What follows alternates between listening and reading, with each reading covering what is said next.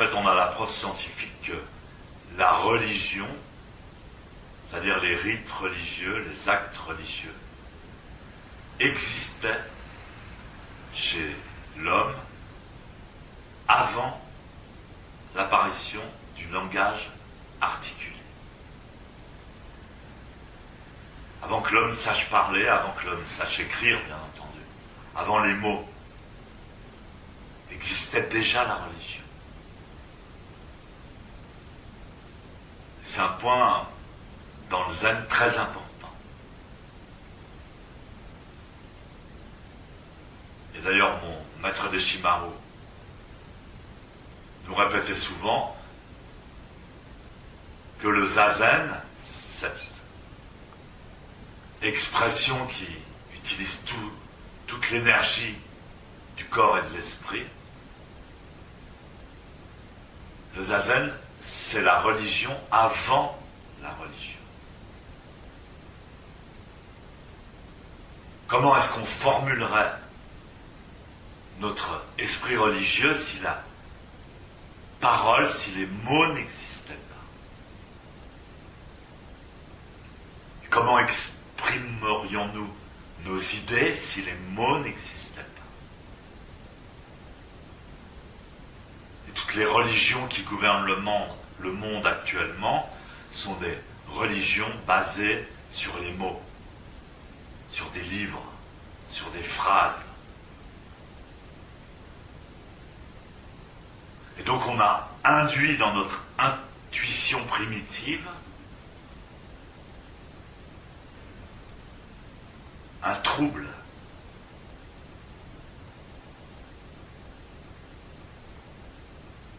Alors la phrase du Shinjinme est la suivante. S'il n'y a pas d'erreur, alors il n'y a pas d'enseignement. Et s'il n'y a pas d'enseignement, il n'y a pas conscience de l'esprit.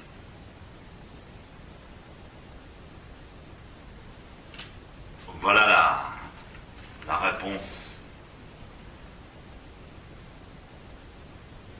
Aussi puissant, aussi merveilleux que soit la parole, elle induit l'erreur, le doute.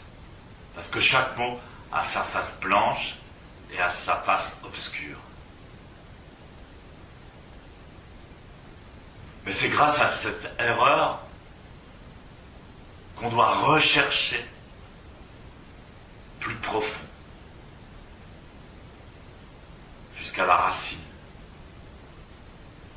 et redécouvrir l'esprit que nous avions déjà avant même d'avoir inventé les mots. Donc on revisite notre dimension préhistorique, mais avec la conscience, avec l'enseignement, avec le dharma, comme on dit dans le bouddhisme, en plus. Et grâce à cela, on prend conscience du fait qu'on a un esprit.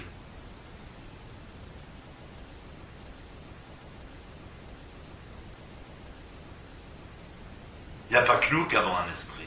Les animaux aussi, ils ont un esprit. Mais la différence entre les animaux et nous, c'est que nous le savons. Nous pouvons le savoir. Nous pouvons être conscients qu'on a un esprit.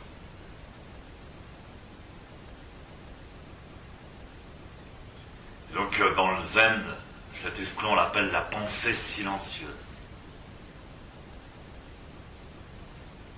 Ou la pensée brillante. Ou la lumière silencieuse.